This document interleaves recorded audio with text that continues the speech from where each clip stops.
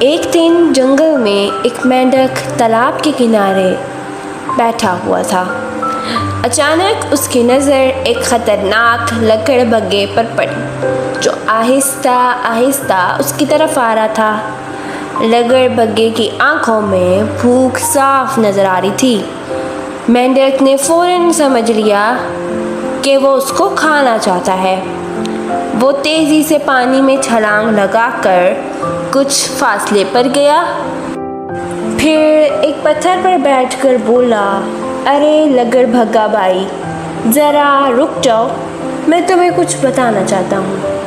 لکڑ بگھا بولا، کیا بات ہے مینڈک؟ مینڈک نے افسوس سے سر ہلایا، سچ پوچھو تو مجھے خود پر بہت زیادہ ترس آ رہا ہے۔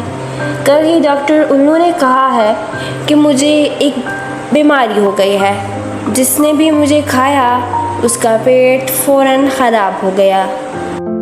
لکڑ بگھا حیران ہو کر پیچھے ہٹا، واقعی؟